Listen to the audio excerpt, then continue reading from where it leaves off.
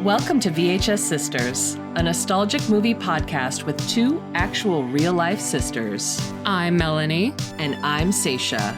Get into some comfy clothes, grab your favorite beverage, and come hang out with us as I force my little sister to watch all the movies she missed growing up. You know what, listeners? I tell you one thing. We do not script this podcast. Never. We're just ripping it. Always. And in this world of everything is rehearsed and performative. You know what I saw the other day on the internet? What? I got this reel suggested to me, which is like, you know, one of these influencer grifters who's like, how to optimize your following or whatever. And they're like, you know, these yapped videos that all these girlies do in their car to their phone. Well, you need to script that, you know, and when you see somebody yapping on their phone, that's not spontaneous. That's been scripted and they've practiced several times. And I'm just like, that is psychotic to think about that way. Don't drive and record for social media. Like, that's my PSA.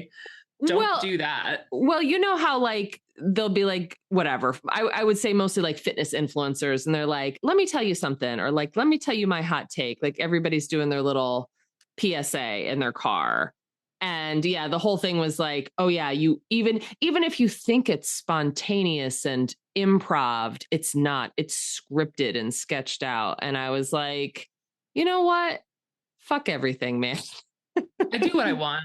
I do what I want. And that's why I say when you listen to this podcast, we're not scripted. We are lightly edited. Am I editing out some ums and ahs and noises for you? And I got to go pee, hold the phone, you know? Yeah, we do take bathroom breaks, listeners.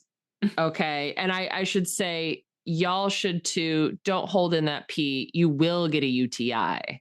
Ugh, the worst. Nobody wants that. No one wants that. But you know what we want today? We want to talk about one more movie in Melanie's Memories month. I can't believe I got through that. Melanie's month of memories. Our final one in this incredible retrospective month. Why don't you announce it? Because this is the one you picked for your birthday week. Yes, I think the title for the pod is going to be the SPORES special. So welcome, everyone. One of my childhood favorites, The Secret Garden, the 1993 edition specifically.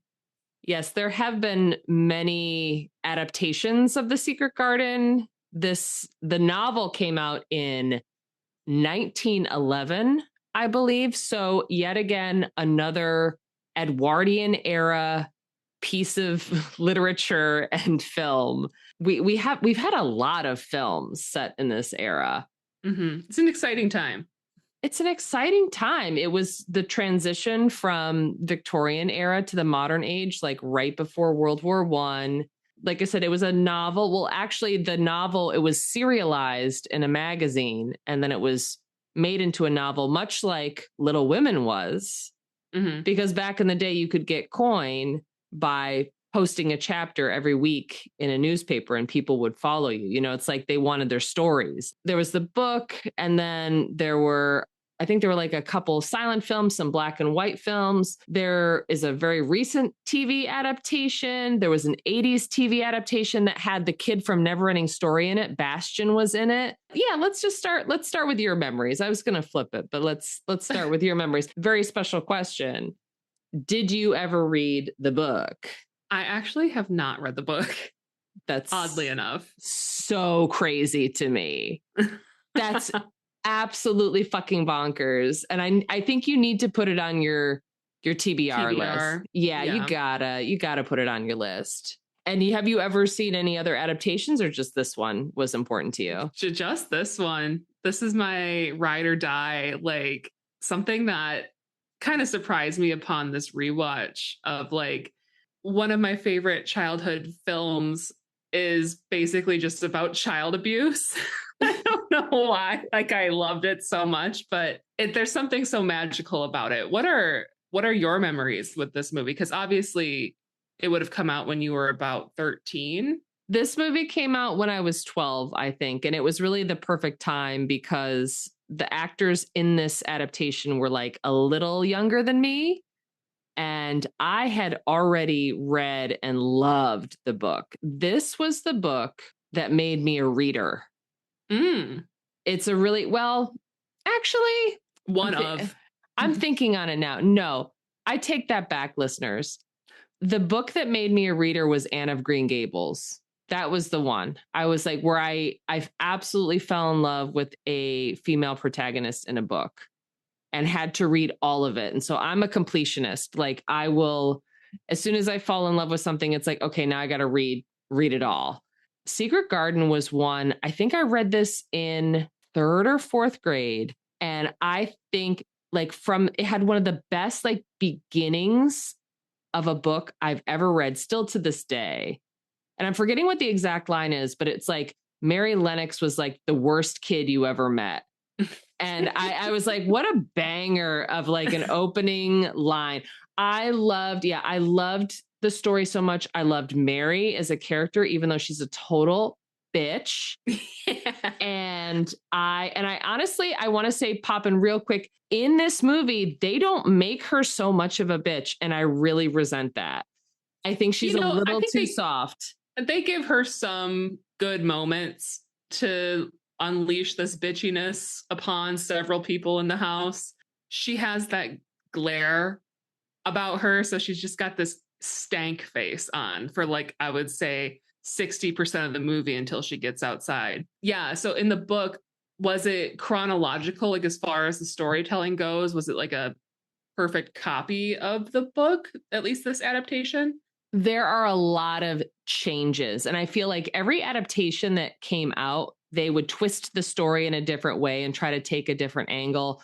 So yeah, that was something I wanted to bring up right off the bat, because the biggest change for me from the novel to the 1993 adaptation is how her parents die.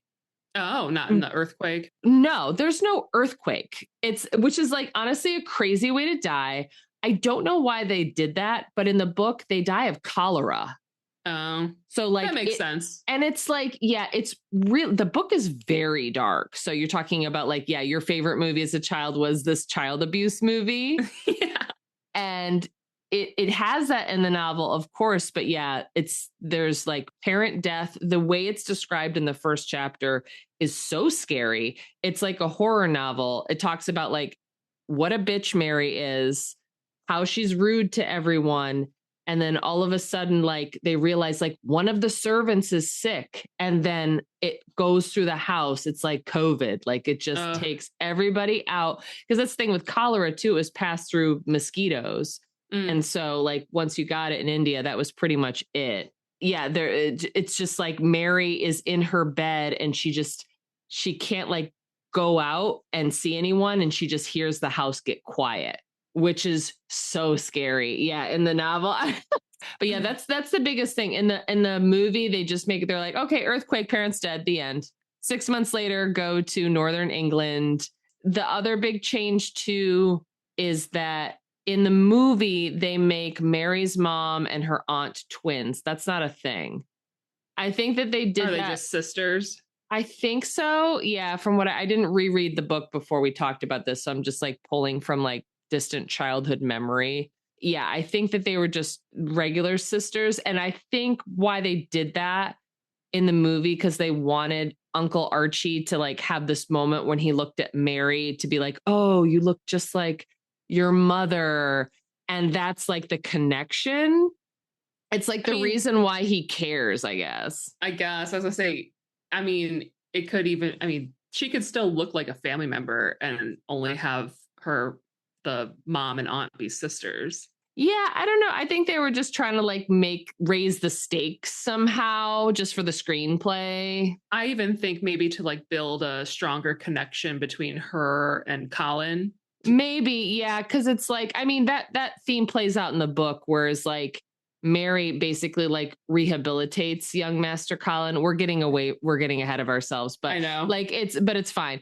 It's a novel from 1911, and this movie's from 1993. You should have seen it and read it already. Or at least before you put this on. There is this very strong message that like Mary rehabilitates Colin in almost like a motherly way and is sort of like the authority that he's never had his whole life. And I have a lot of feelings about that. And I have a lot of feelings about how like Colin's story basically overshadows hers at the end. And it does that in the novel too. Yeah, that's the thing that doesn't really sit right with me. Cause I'm like, this book starts with Mary. It should end with Mary. Why are we now focusing so much on Colin? Whatever. But this movie, it's listed as a 1993 fantasy drama. And I think the fantasy, I just want to talk real quick before we get into summarizing the movie. One thing I'll say real quick is that the director, and I'm going to get this name wrong because it's fucking Polish. I'm so excited. Agnieszka Holland. Sure. Yeah, no, she's a lot of Polish people in this movie, by the way. Maybe that's why you're so connected to it. That's what I'm thinking, because it's like female Polish filmmaker. The tone of the story, I mean, I know it's obviously like inspired very much by the book, but it's like dark, you know, they're not afraid to show these themes that might be upsetting to kids, like parent death, sickness, all of this stuff. So I got a lot of like hints of that. Kind of like how Neverending Story is a very Germanic film. This film seems like a very Polish film. It's Polish and British. And it's like, I think Polish in the sense of like, it is a very romantic kind of movie. The book itself is the book that was written by Frances Hodgson Burnett.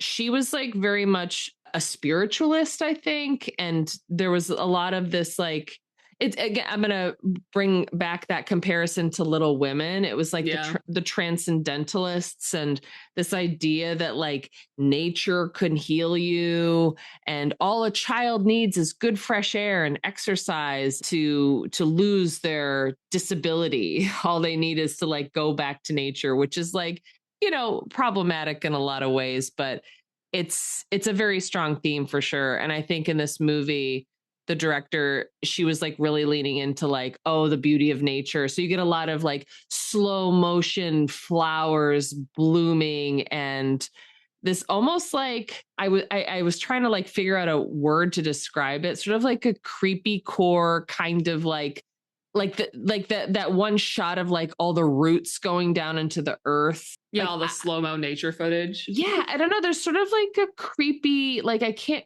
quite put my finger on it. It's not like cottage core. I kept calling it like creepy core because it's kind of cozy, but there's also like the same way that like Edward Gorey illustrations are like cute and creepy. There's like, I don't know. There's just something very like whimsical about it, but like it's dark whimsical. That's what like that's the aesthetic the girlies would call it. And I feel like this is one of those movies that like it deserves. I feel like no one talks about this movie. It's so fucking good. It's so fucking good. Yeah. I mean, and again, there are issues with it, which we will discuss, but yeah, I think it's a childhood classic and it's pretty, the 1993 adaptation is pretty close to the book. Like you said, at least in tone, they do switch some things up. I don't know. I want you to summarize this more because you're very familiar with it. Like how does the movie start? Well, it starts off with Miss Mary getting dressed by her Aya, her her Indian servants, basically, because you know she addresses everyone when she gets to the castle. She's like, "Oh, well, you're my servant now," you know, and it's not quite like that. But she's getting dressed, she's getting all these layers on just to go outside and play. And then she's kind of like talking about her parents and how her mom just loves to party and doesn't really care about her. But in my mind, I'm like, when I'm watching this over, I'm like, the parents, like in both Mary and Colin's families had it for each other. They were very much in love, it seemed like. So I'm like, well, that's positive, I guess. It's like one good thing. But they could give a shit less about their kids, and that's a problem. So anyways, earthquake happens while everyone's at a party. Mary survives earthquake and then gets put on a steamboat from wherever all the way up to like the northern UK. Probably would have been called Bombay back then. which is modern day Mumbai. Yeah, I think you're correct in saying that, like, these parents, I think people just had kids back then and didn't really think about, they had nannies, right? So they it's not like, I mean, people still just have kids, like they get a pet, right? And they don't think about the responsibility of like raising a child, like, ever. Mm-hmm. And yeah, they're just, and definitely back then they were just like, yeah, we're just going to keep partying. It's like a status thing, or like a sanctifying the marriage kind of thing. Oh, let's just have this kid. It's like what society kind of tells us to do, and then go about our business. But they had money, They had so much money. It's so funny. I was rewatching this with Ryan, of course. He had seen this movie before with me, but he wanted to rewatch it. And he was like, what do her parents do? And he's like, how come Archibald Craven has such a big castle? Like, how does he get his money? Like, the house is massive that Miss Mary ends up going to in Yorkshire. It's like a castle. Oh yeah. And it's called Allerton Castle. I think they've used it for like many other movie shoots. It's so big, and just the ridiculousness of like, okay, we're sending away for my niece who's in India. We're bringing her to this castle. She's only allowed to be in one room. There are hundreds of rooms that are all locked up. And then this castle, which is on the Yorkshire moors, it's very important that it is in Yorkshire. In northern England, they speak a certain way, and it's got a certain vibe, this idea of like being on the moors, right? That's where our family's from, is it not? We do have some distant relatives from the north of England, and perhaps we should make a sister trip out one day. I'm ready. So we can see the moors. Yeah, they talk about the moors a lot, like in a lot of novels, like Wuthering Heights, like Sherlock Holmes novels. It's like this sort of mythical place that is seen as like wild. Yeah, there's this huge castle. I just remember thinking, like, both when I was a kid and now, I was just like, what a waste to like have this huge house. Like, that like the servants, all them and their families are living one room with like 8 people in it. And here's this huge castle with all these unused rooms. You know what? I say eat the rich, baby. Yeah, everybody needs to just live it. Plus, he's not even there. That's what I'm saying. He's not even fucking there. He's like out in I don't Paris, know, I think. Paris, Italy, wherever. He's like, I'm going to be gone all winter. I don't even want to see my niece when she arrives. My like crippled son. Yeah. Well, we're getting ahead of ourselves. Yeah. Well, okay. So Mary's on the boat. Like, they're all getting shipped off. So it's just like a kid boat. It's a boat full of children. Yes, she's on this kid boat. Kids are making fun of her. They sing a song about her, Mistress Mary, quite contrary. Yeah, so she gets dropped off with everyone, and people are coming to collect the kids. No one comes to collect her until the end of the night, basically, probably like 10 p.m. Miss Medlock enter, the one, the only Maggie Smith. The one and only Maggie Smith, who plays Miss Medlock, which, fun fact, in college, I did a production of The Secret Garden for a summer children's theater series, and I played Mrs. Medlock. Well, that fits. No, I'm just kidding. Yeah, no, you can say it. I mean, I was very like... It's fun to play evil. Well, I kind of looked like I do now. Like, I don't think my face has changed that much, since I was in college. And I was always typecast as like whatever. I'm not going to be Mary. I'm not going to be Martha.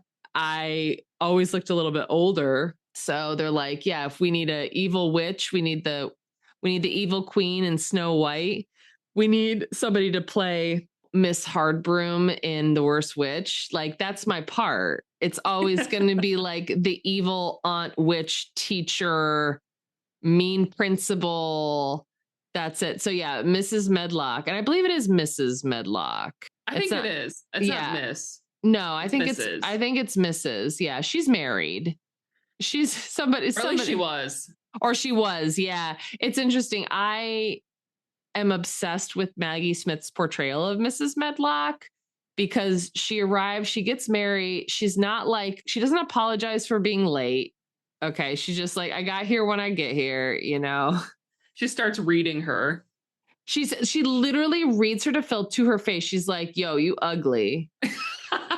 And there's nothing that can be done about it. And even the guy, like the one who's ushering the children along, calling their names and stuff, he's like, yeah, but like she can change with age. And she's like, she'll have to change a lot. Yeah, no, she's just a total bitch to Mary right from the get. That doesn't improve Mary's mood.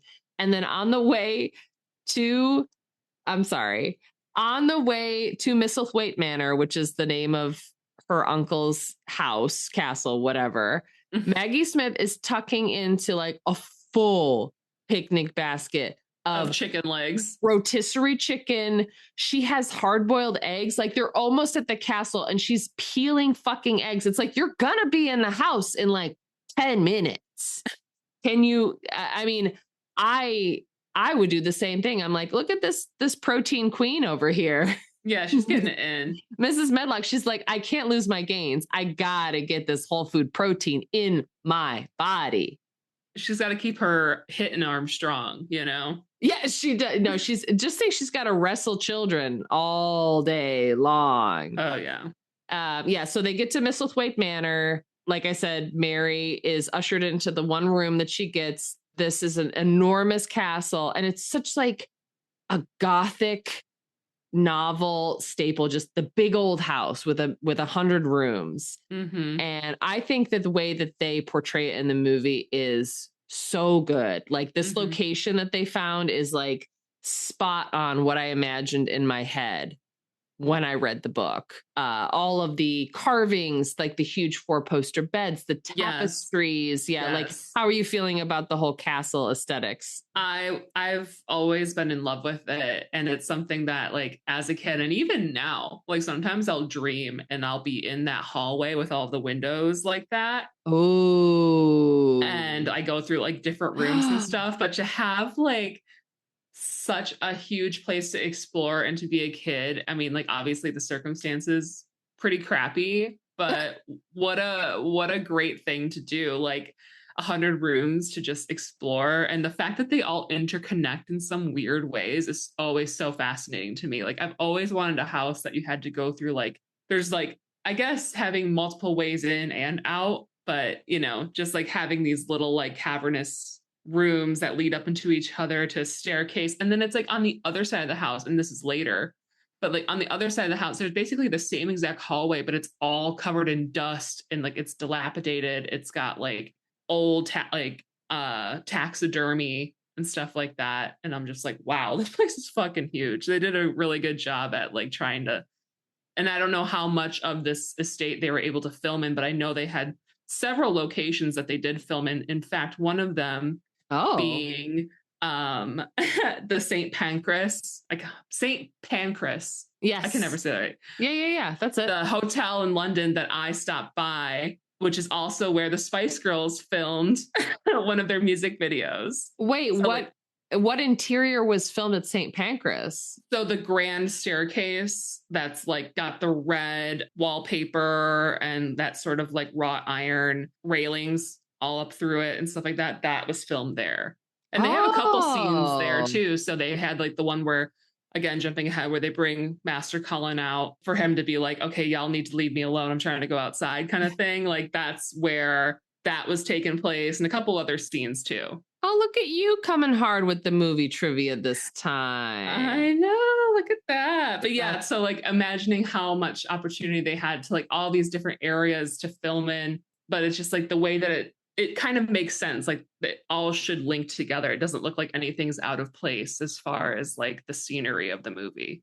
Yeah, no, it definitely all blends. Like, yeah, you perceive it to be like one big house. I love how it's shot. Like, I think the director, she did a great job of like, you get a sense that like the house itself and the garden, definitely later when she finally gets to the garden, but like the location is sentient, almost like it's watching her. Like we get some faraway shots, like she's walking through the hallway and then like the camera is looking through this little peephole and it's like she's being observed.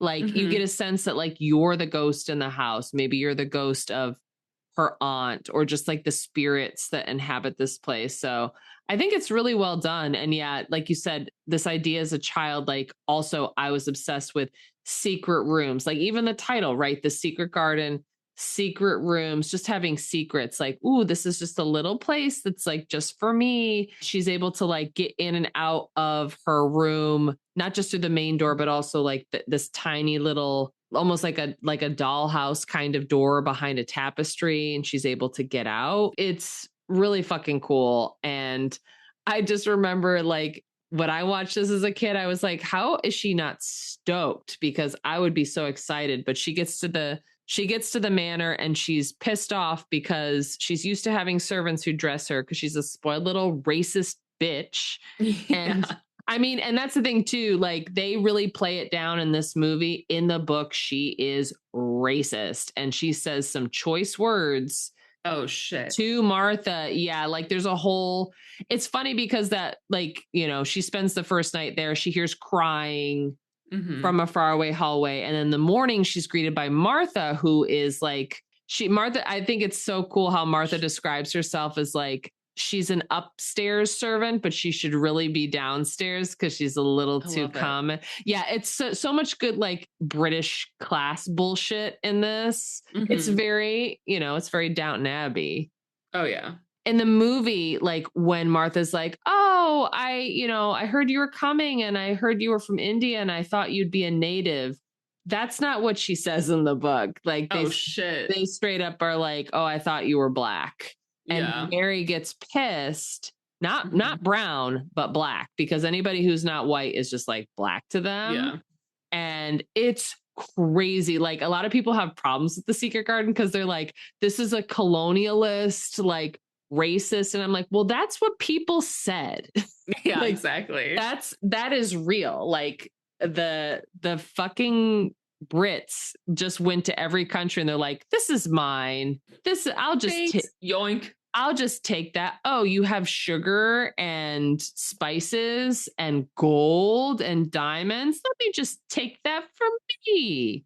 Right. So yeah, anyway, eat the rich. That's what I'm going to say it again. Eat the rich, live in their houses. Take over that fucking live in their homes. I want that castle. Give it to me.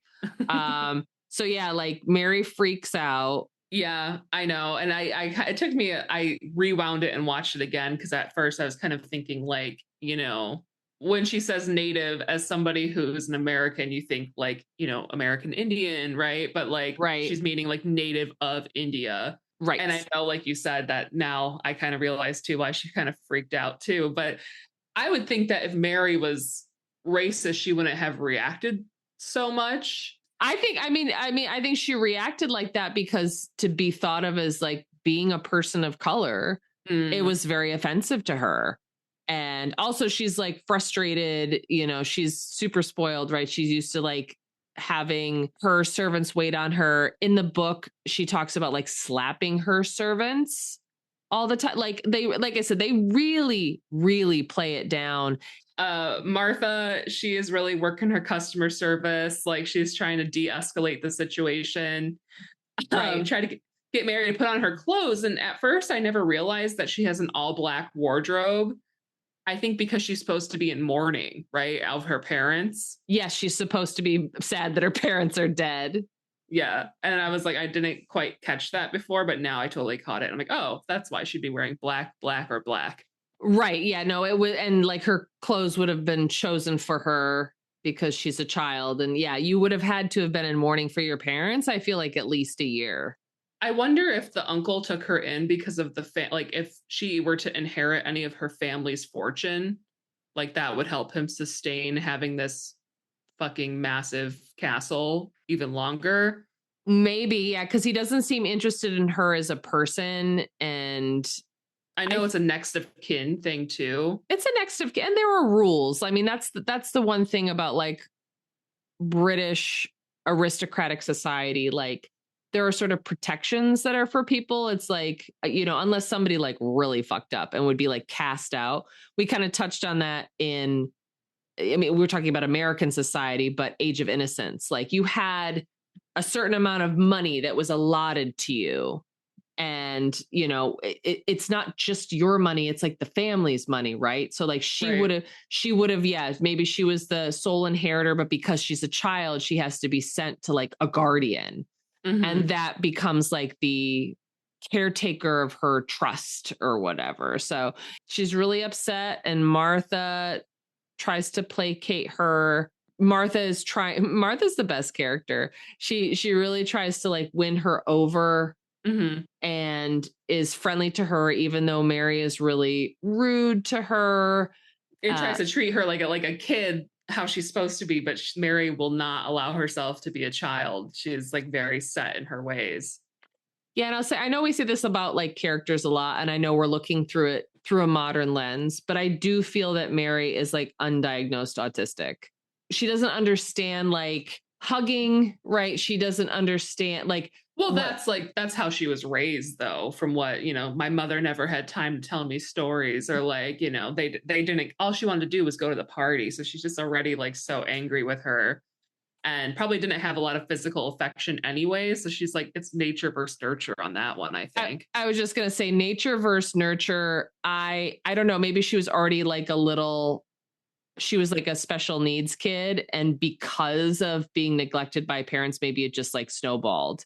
Because, you know, I mean, you know how people like who are on the spectrum can like learn how to like be polite, even if they don't want to be polite. And like there was no politeness in Mary. Like she didn't have any good manners. But like you said, the best thing that Martha could have done is just treat her like a normal kid, just sort of like let her insults roll off her back and just like take it all in stride. So Mary like has been exploring the manor. She ends up finding this key in her aunt's old room. Yes. And that's another thing that's super different from the book, because in the book, the robin that she meets outside helps her find the key. Oh, interesting. And I think that they wanted it to be a little less arbitrary, and they wanted to like be like, oh, this is something that the aunt would have held on to in her jewelry box. I think that makes more sense, honestly. The robin showed her where the door was. So that's a big step. Yeah. In the book, the robin is like way more important. It's almost like, I mean, it's like a kid's novel in the sense like, oh, here's your animal friend to help you. And in this, like the robin is a part of it. I can't lie. Like when that whole like robin and finding the garden door thing came up, I don't know if I'm just being like, I'm like hanging on by a thread this week, but I did get emotional during that part. Yes. I get so emotional. Just something about the music of this music. I cannot even try to pronounce the composer's name, like a Polish name with 0 vowels in it.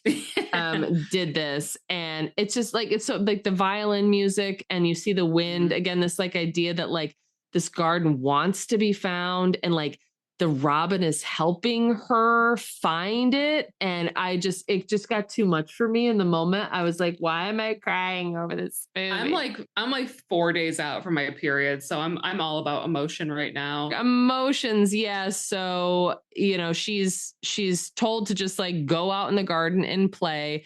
I fucking love, sorry. This is just my thing. My favorite thing is that Martha gives Mary a jump rope. As a present from her mother. So there's like layers to it. It's like Mary knows that like Martha has like told her family about her brother and her mother, and her brother Dickon becomes like this legendary, like, oh, you told your brother about me? Who's that?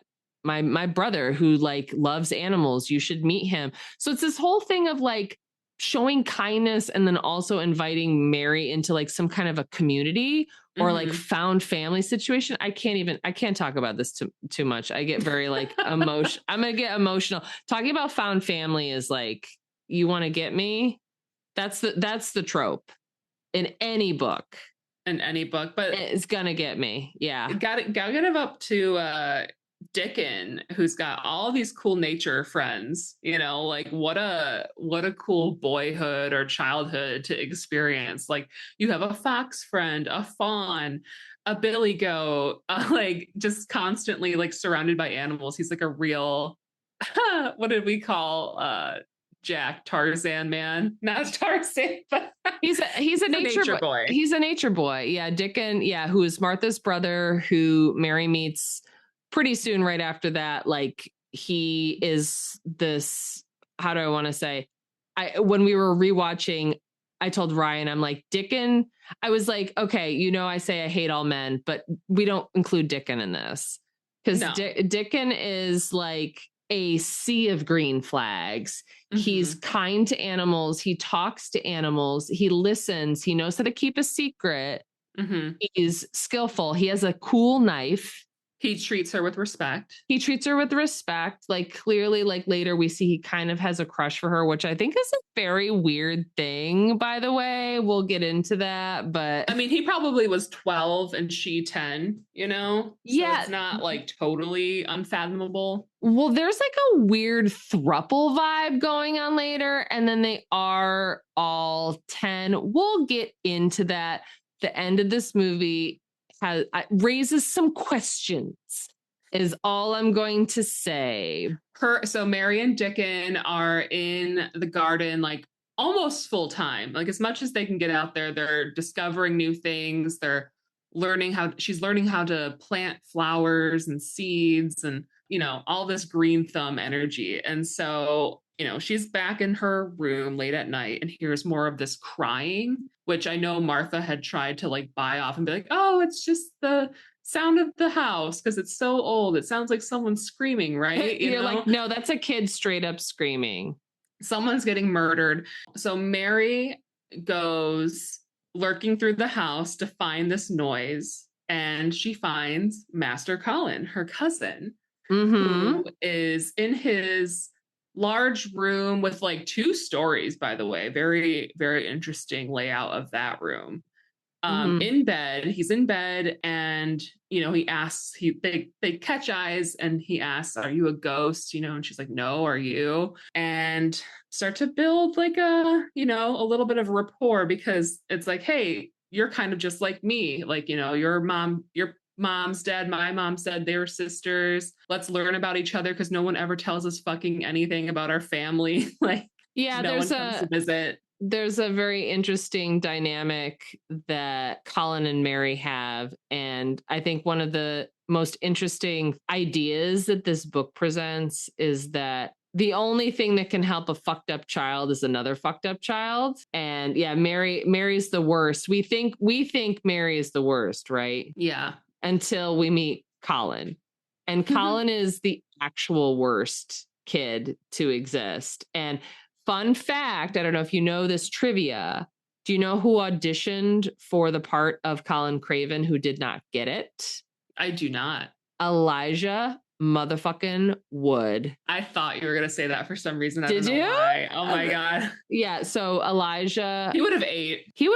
I don't know if his accent work would have been on point. You really need like a British kid. Mm-hmm. I was going to say, I was thinking of like alternate castings, like I always do. I was like, who would have been really good, although he can never be cast in anything else, is the kid who played Joffrey in Game of Thrones. Like, if he was younger, I was like, he has that sort of Joffrey-esque energy. Not as sociopathic, but it's still ordering people around and feeling very entitled. He's also very content on dying young. Yes. Yeah. He's heard it his whole life. And we realize that he's been bedridden since he was a child. And essentially, like, it seems like Mrs. Medlock has what's her name, like Gypsy Rosed him. That's what I just like. I took a pen from across the way and wrote that down on my actual work notepad. I feel like she's totally Gypsy Rosing him, and I don't know if it's because it has to do with like keeping her job or something. Like, if he was a healthy boy. Yeah, no, 100%. Like, that was the thing. I mean, that's not really implied in the book. That is a choice that they made. Mm-hmm. And I think in this movie, the character of Mrs. Medlock, like I said, I'm pretty obsessed. Like, she seems to be, the way Maggie Smith plays her, or the way that she's written in this movie, is just like, Mrs. Medlock is this person who's very insecure she's like an older woman. right? She's probably a widow, like you said, and her position is insecure. And so, like, if little Colin gets healthy, then she essentially becomes less useful, right? So, yeah, that was something I was like, yeah, she's totally like, what is it, Munchausen's by proxying him. Yeah. And I'm just like, that is so fucked up. It's interesting because, yeah, Mary's like, well, you don't look sick. Like, let's open the windows. Let's like let you Let's breathe. let the spores in, baby. And he's like, I can't. That's the spores. The spores. We get to it. Yeah, this is like something we'll quote a lot. I mean, it's fully allergy season, listeners. I am talking about the spores every fucking day. It is full spore season. So yeah, when anyone in our family is sick, I'd be like, well, you got the spores again. Is it the spores? Is it the spores, Miss Mary? Mary is so, call her what you will, autistic, plain spoken, matter of fact, whatever. She's like, yeah, let's go outside and go in a garden. And then she mentions Colin's mother's garden, and he's instantly latching on to that. Oh, yeah, of course. He never met his mom. Right. He's so like starved for like any connection with Mary, with his mom. He's like, oh, what are you talking about? A garden? And Mary clearly still wants to keep it her little secret. But she's like, you can't tell anyone about it, Yeah, no, it's like, yeah, there's a lot of this idea of like, yeah, children keeping secrets and like keeping like a special place for themselves is really, really strong, which I love. And like a big secret now is the fact that like Mary knows about sick Colin in the house. So they're just meeting in secret whenever Mrs. Medlock isn't there doing her physical therapy on him. I know, that old school tens machine. Yes, I wrote another note here. I was like, Mrs. Medlock is like an old school like biohacker, because she's out here using TENS unit on him. She's doing the cold plunges with him. And I was like, honestly, work. She was ahead of her time. She was. Yeah. He's getting like hot bath with towels immediately into cold plunge and muscle tens. I was like, girl, give me that. It's just like when we talked about in Return to Oz. I'm like, that electroshock therapy, the electric healing, I want this Edwardian electric healing. I want a woman to come like give me stimulation on my legs for recovery, put me in some hot towels, and I feel great. Like, this is just get into it. I live for spa. It's like Master Colin, like fucking grow up. Yeah, I know. Deal with it. But yeah, it's all, he clearly doesn't need it. He just needs some exercise. He needs that jump rope like Miss Mary.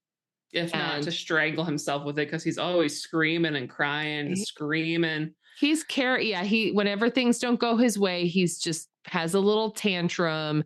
And I think his biggest tantrum is set off when this part in the movie was always like confusing to me. Because Mary, like, after visiting Colin for what seems to be like an extended period of time. Yeah, like maybe like she probably had visited him for maybe about a month or two. They take this is when the spores happens, right?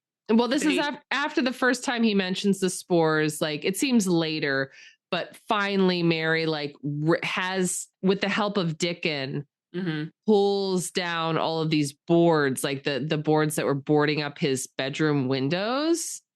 And I was like, how did they do this? Like, without anybody else seeing is my question. Right. Who's climbing on the roof and putting a rope through that? Like, I don't know, but it happens. And it's so weird. Like, they rip open the window and then she just leaves him. She's like, okay, bye. I'm going off with my friend Dickon. See you later.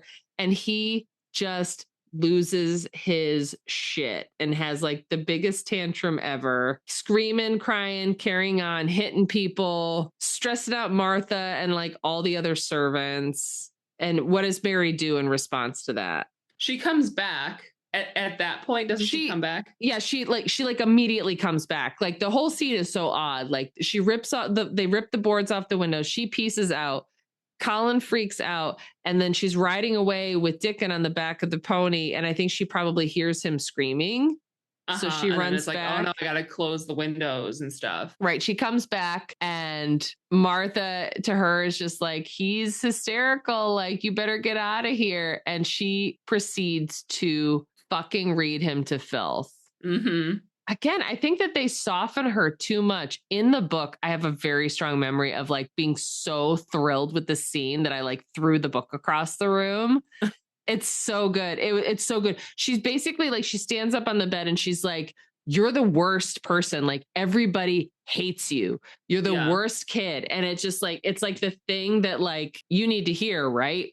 When you're at your lowest, like, it's your fault. I mean, his response is what? You tell me. Well, doesn't he kind of respond to it well almost, because nobody's talked to him like that before? A little bit. I mean, he bites back at her too, but she really lets him have it. He bites back. Well, he gets into his victim mode, and he's like, oh, I'm going to die and everyone will feel bad. And she's just like, you're not going to. Nobody will care.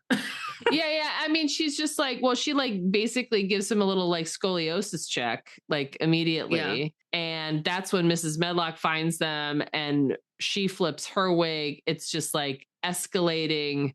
She's like, Mary's anti-mask. No, like, we have to get her out of here. Right. Yeah. Oh my God. Yeah. Like I remember we watched this like early pandemic too, because I was like, we got to watch Secret Garden because Ryan had never seen it. And like that's when people were starting to mask for like the first time globally. Mm-hmm. And just like the old school like cloth masks, like with the two ties around the head that everyone's wearing. I'm like, honestly, everybody in this household with the biohacking, with the masking, they were ahead of their time.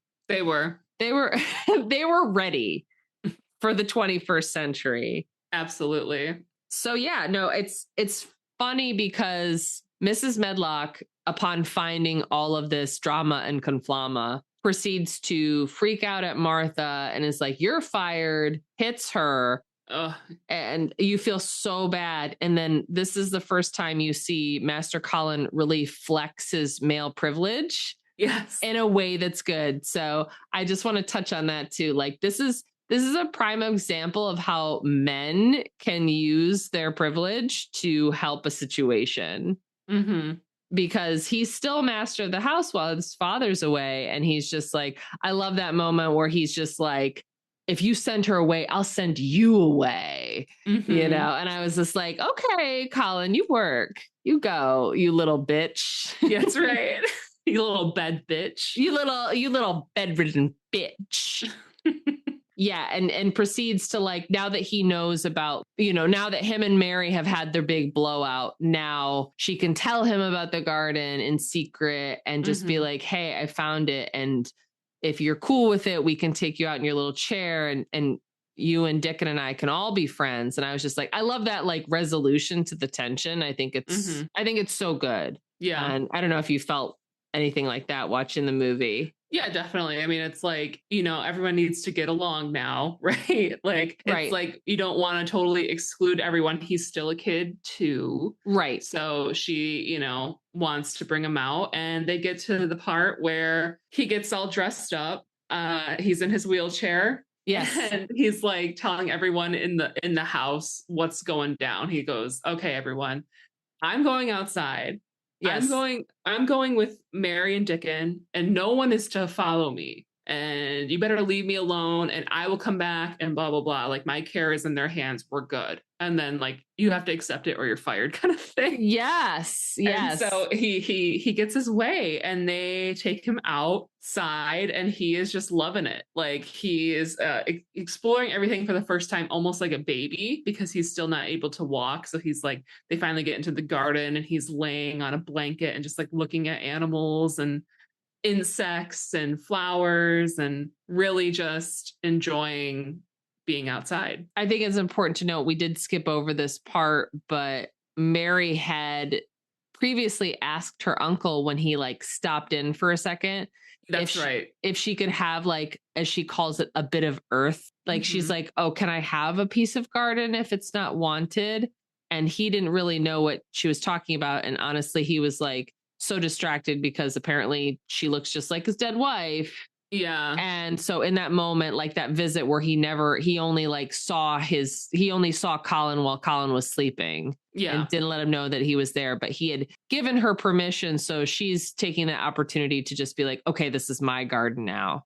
Quick sidebar. Lord Craven has like 9 mastiffs. I love it. What else are you going to do when you have such a big estate? But like so many dogs. Like, why do you need like 9 English mastiffs? Like, you're not hunting. You're off in Paris or whatever. Yeah. How much food do those dogs even eat, and how big are their shits? Not enough dog footage in this one too. I mean, there is some, but it's like, I would love to have seen like even a thing where maybe Mrs. Medlock had to like take them outside and she was just like, oh, like these dogs or something. And that would have been a good moment. Yeah. And then when Lord Craven's back at home, she's like, oh yes, they're doing just fine, you know, like. Yeah. So basically, long story short, she has her permission from her uncle to like have this earth. And now her and Dickon and Colin are all enjoying it, but not for long, because who peeks his head over the wall? Somebody we didn't even mention before. Oh, the gardener, the old man gardener, who's like was kind of a pain in the ass in the beginning and proceeded to be a pain in the ass in this point where he's like, oh, look, the little cripple boy, you know, just like, it's like, yeah, your job's at stake. Yeah, I mean, he's just, I think as a character, he's sort of like innocent, you know, he's like a simple man, you know, he's like, what's his face? Like Judd from Pet Sematary, you know, he's just like a simple, common man. He's also like the guy that Pee-wee meets on the train. Yes, he is that guy. He's the old hobo man. For sure. We can say hobo, right? I think so. Yeah, like his name is Ben, the gardener, groundskeeper. Ben Weatherstaff is the gardener. But I do love that moment though, because he sees Colin Craven. He knows exactly who he is, like instantly. He gets emotional because his mistress, who's Colin's mother, like he clearly loved so much that he snuck into the garden to like tend to the roses, even though everyone was forbidden. And I thought that was such a cool touch to the story, because it's like when Mary finds the garden initially, you're noticing like, oh, it's like pretty grown over, but it's not like terrible. It's also in the transition from winter to spring, so it's a little barren. It's barren. And like that's the thing, like the other theme in this movie is like the emergence from like a long winter, right? And so like as the garden blooms, the people bloom with it, which I think is very cool. But yeah, like the rose bushes are like wild, but like, yeah, if they're not like cared for, they're gonna like die. They're not gonna give off roses. And Ben, like for the past 10 years, has been like sneaking in there when he can, even though he's like old and withered, to like tend to the garden. So I just thought that was a very cool choice. And then it's like, because Ben calls Colin crippled, he's like, Colin gets so pissed off that he's like, look, I can stand. And so like, you see, it's like his anger that like drives him into healing too, just like the spite to live. Yes. Like there's a lot of that, like this idea of sort of like fighting your ennui with just like being full of rage and like doing things for spite. I love, I live for that. There's nothing that motivates you more for a good body than fucking revenge and a little crush. Is all I'm saying. Two things, which kind of sparks the thought of where you were mentioning earlier, this almost like love triangle, which is like unofficial, but it's like Colin is like, I love you, Mary. Like, obviously this is his family member, a girl, and somebody like who first showed like interest in like helping him. Sure. But like he just feels this connection to her, and he's like, I want to marry you. And she's like, well, we're cousins. And he's like, yes, so what? I can do what I want. And she's like, yeah, but like, he goes, I just want you with me all the time, which is really sweet. And, she's like, well, I'm with you now. Like, you don't even have to worry about it. But like later you kind of see the relationship with her and Dickon. Yes. And he gets a little bit jealous that like she's paying attention to him more. And obviously like he's able-bodied and has a lot of cool like nature pets, and he kind of like does his own thing. Yeah, this definitely has an appropriate amount of pets, I would say. Oh yeah, they loaded it up. They loaded. This is the opposite of Pet Cemetery. I know. So many pets. Love the raven. Even like when that whole spring montage happens and you see all of like the fast motion blooming of the flowers and the little baby animals coming out. I'm like, oh, this is my season, you know? Yeah, spring season, we got bunnies and all that stuff. Yeah, going back to like the whole cousin incest thing, I feel like as a kid, I didn't understand, like, I was like, oh, right. Like, I guess they could get married because, like, that's what people did back then, right? Like, but you weren't supposed to marry your first cousin. Not necessarily. I would think maybe not, unless you're like super royal. Well, like back in the day, it got like a Targaryen kind of situation. That's why everybody went crazy, because you can't do that. Like this whole idea of like keeping it in the family for pure blood, like it's not good. Like, no, that's why you got to go to the harvest festival the next town away and meet somebody different. And hopefully they're not your cousin. So when you have kids, they're not all fucked up. Yeah. But yeah, it's like the whole crush that Colin had on Mary. I'm like, I remember as a kid that not feeling so creepy to me. Like now, like looking at like how they handle the romance, I'm just going to call it a romance between her and Dickon. Like now as a full adult, I'm like, they're like 10.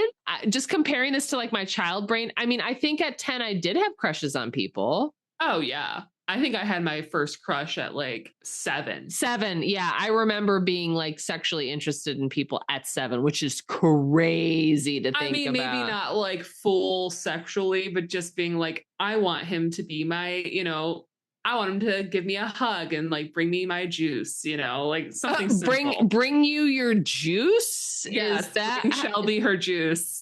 Bring your juice. Oh yeah, we should do Steel Magnolias. We should. Yeah, no, I mean, at the time, I think it made sense to me. And just something about it now, I was just like, damn, 10 is young. 10 is young. 10 is young.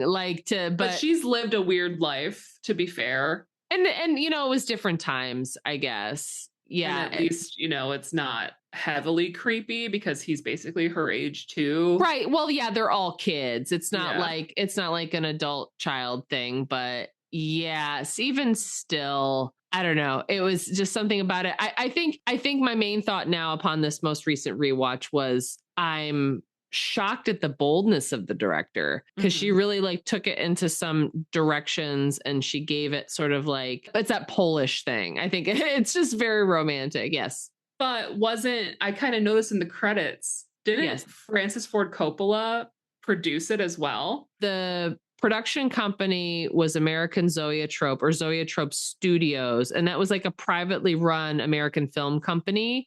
And it was founded by Francis Ford Coppola. I see. And George Lucas. Oh, no way. So like they were the ones like footing the bill. And so they produced Bram Stoker's Dracula, Francis Ford Coppola's Bram Stoker's Dracula. And a couple other, let me see what other movies they did. I mean, basically everything that Francis Ford Coppola has worked on. Mary Shelley's Frankenstein. Have you seen that one?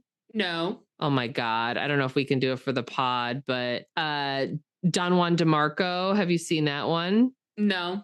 Virgin Suicides? Yeah. Oh my God. Yeah. It's very like, I feel like all these movies that I'm mentioning have like a certain feel to them. Also did Marie Antoinette. Also did Lost in Translation. Snaps around. It's like, yeah, they've done a ton of stuff and they're still doing stuff. So honestly, rock on. Yeah. So yeah, that's a good point you bring up. Yeah. The well, I don't know what the link to child romance and Francis Ford Coppola is, but you could be a little more risky, perhaps. I guess so. And yeah, I mean, there was clearly like some kind of budget going on here. I think it's a beautiful looking film. I think it's very well produced and it's well done. Again, even though it kind of like strays from the book. If you want to continue to go over the movie, I mean, we could pretty much wrap it up with the point that Mary and Dickon help Colin to walk for the first time. He kind of keeps it a secret. he keeps it a secret, but he's inspired by his friends and they help him with his training. Mhm. And he's Yeah. learning how to walk in the garden like a baby. Yeah, some nature reprieve, some cardio, and that sauna session. And he's running all over that 100-room mansion in no time. Yeah, and they decide, like, they get, so he feels like his powers returning. And again, this is like where in the movie it kind of shifts the focus off of Mary and onto Colin, which they definitely do in the book. Like Mary kind of like steps back and it becomes like Colin's story, which always irritated me as a kid. I'm like, can we talk more about like her wants? Like it's a very like patriarchal book in that sense. It's like, oh, now we have our hero who's like risen from darkness or whatever. But in the movie, they take this very weird, how do I want to say, like spiritual angle that is not a thing in the book, which is they're getting into witchcraft. Yeah, they basically like do some old school witchcraft, doing some chanting around a fire, and they basically manifest, talking about biohacking. We're manifesting. They basically summon Lord Craven back to the manor because Colin wants to see him, and Lord Craven like wakes up in Paris or wherever. Yeah, in the like, hotel lobby, just taking a nap. I must go back. Yeah. Well, yeah, he has that dream where his wife is talking to him and saying, I'm in the garden with Colin. I'm in the garden. Yeah, all the dream sequences are so emotional too. A lot of dream sequences, like the one dream that Mary has of like losing her mom upsets me deeply. When she's the baby and I'm like, oh, I know. And the mom like runs backwards. Like it's this very like David Lynchian kind of dream sequence where like, I'm like, oh, that's how it looks in a dream. It's so spooky. There's like they get a little spooky ooky towards the end, and their witchcraft brings Lord Craven back. He reunites with his son. It's a really beautiful scene, I think, where he's like really seeing his son for the first time. And then Mary is like rightfully upset because like she feels like everybody has forgotten about her. And I'm like, yeah, they kind of did. Right. Like, what did you feel about the end of this movie and like how it kind of shifts? Like, what did you feel about that as a kid? As a kid, I think I understood it because it's like similar in the sense of how we're talking about it now, where it's like the story shifts to focus on Colin and like he's reuniting with his dad, and Mary doesn't have any family to like really besides this uncle who's a distant relative. Right. Doesn't really have anyone to cling on to like that. And so she gets upset and leaves. And I like that the uncle comes out and is like, you're wanted and stuff, and makes her feel like, she has a place to stay. And, he's starting to be like, oh, you know what? Parenthood's for me. Now that the kids are 10, we're out of that oopy goopy stage. Sure. We're good, and honestly, I kind of feel that. That's kind of nice. Yeah. And I think that in the movie, they say that Lord Craven doesn't want to meet his son because he's afraid of loving because he lost his wife. Yeah. And I'm just like, I guess they didn't have therapists back then. No, they did. Like Sigmund Freud was around back then. Like we could have gotten him a therapist to, sit him on a couch or something. But I was just like, that's a wild thing to like, yeah, you lose your spouse. I think it would have been a different, like, one more change they did from the book. They said that she fell off the swing and died. I don't think, listeners, correct me if I'm wrong, but I don't think that happens in the book. And I think she just dies in childbirth, which would have made sense if the dad was more angry at Colin. Because I think that happens a lot. Like if a baby comes and the mom dies in childbirth, which happened a lot back then, like all the time, still does. And no one talks about it. And it's bad. Yeah, it's straight up body horror. But like, yeah, I think that's like a strong story choice where it's just like, oh, my son killed my wife and now I'm mad at him. But I think that they just wanted to like, so it's definitely this version is definitely like 4 kids. Yeah. And they make it 4 kids in the sense that like a lot of those stronger themes are a little softened, you know? As I say, between this and Return to Oz, these were like my most frequented library rentals on Wow. VHS. Child abuse and child abuse. Yeah.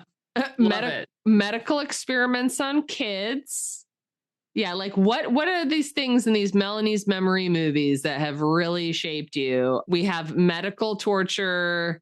We have and now you work in healthcare. I do, yeah. In a very different way now, thankfully. But yeah. You're not doing experiment on kids, but you are in the healthcare system. And yeah, what other themes? I guess found family. Mm-hmm. Nature healing, a hero's journey of sorts, finding yourself, finding the friends along the way, and having a green thumb, and also exploring, the theme of uncovering hidden rooms, whether that be in a manor or in your mind. I feel like the house, the manor, it's a metaphor, right? It's like all of the things that you're afraid to confront. Like Lord Craven was afraid he wanted to lock up all these things and not think about it. And then Mary's like, no, we got to open up these rooms. We have to dust off these old things and bring it out into the light. Yeah, take these sheets outside and give them a good beating. Right. We have to rip the boards off the windows and let the spores in. Well, in fact, honestly, because the room was shut in, it's like the spores were inside the whole time, Yeah, no, spores are everywhere. And if it's not spores, it's dust. That's what I'm saying. That house was dusty as shit. Yeah, and the call is coming from inside the house on that one. Yeah, think of how much black mold they probably had that they didn't even know about. Yeah, Colin's always getting a bath and stuff. And like, yeah, that room is wet. It's just wet and mildewy. Yeah, it's impossible. Like you think, I mean, that's the thing about a castle that big is that like you think it's cool, but then there's like, that's why you need a whole team of servants because there's literally not a day you cannot sweep. Like in my little junior 1-bedroom apartment, if we don't sweep for one day, we're cooked. Yeah. With these 2 cats who don't pay rent, we're cooked. It's over. Yeah. So what do you rate this movie? I have to give it an A. Just a straight A. Straight A. I think, like you said, there's a little bit of differences from the book, but I felt like this child forward adaptation made it something that I grasped onto a lot easier as a kid. Right. And really enjoyed. It wasn't like it was a little spooky and ooky, don't get me wrong. But there was still a lot of like this almost like self-nurturing theme. And like, again, like you said, the found family theme that I really, really enjoyed. So I have to give it an A for my birthday special. Come on. It's her birthday special. Yeah, this is the one we've been looking forward to. Who doesn't want their own secret garden? Okay. Who doesn't? Yeah, no, we all need a little garden of our own, a little special place to go to. And I feel like, you know what? While we still have trees, for the next, I don't know, 10 years, however long we're going to last on this planet, go out and find one. Go sit under one. Yeah, if you can plant one. If you can plant one, it's important to support your local ecosystem and biodiversity. So you know what? You have to rage against the dying of the light. You got to get out there. You got to plant some seeds. You have to turn your lawn into a garden. Lawns, I'm going to just say it. Lawns fucking suck. That's my platform. Mowing a lawn is stupid. Like you should be growing now, everybody. You should be growing potatoes and tomatoes and peppers. Tomatoes, not until late May or June, though. Right. Yeah, of course. Like do your research. You know what to do. But yeah, everybody, we're gonna plant. I'm gonna go get some plants. I'm gonna take care of some plants.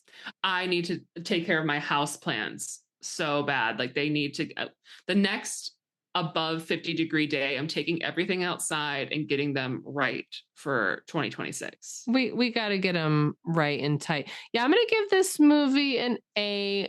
Mm-hmm. I'm gonna give it an A-. I almost give it a B+, but it did make me cry 3 times, and I can't knock it for that. I can't knock it for that.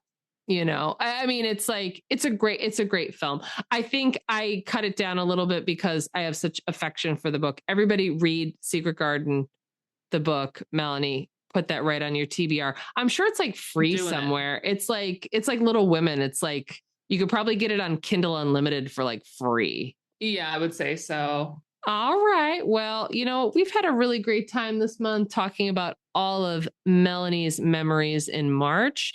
In April, we're going back to our regular format. We have a brand new theme for you that you'll have to wait to hear about, but it's back to me.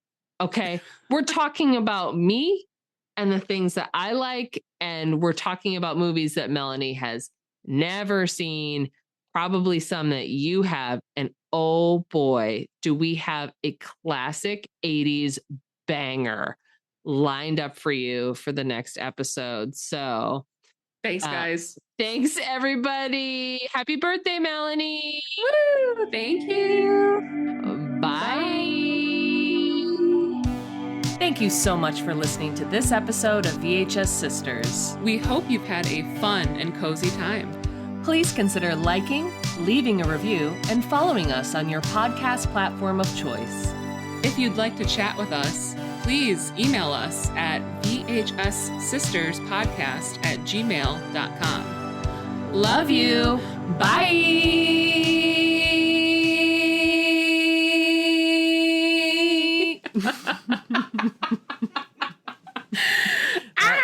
That's it.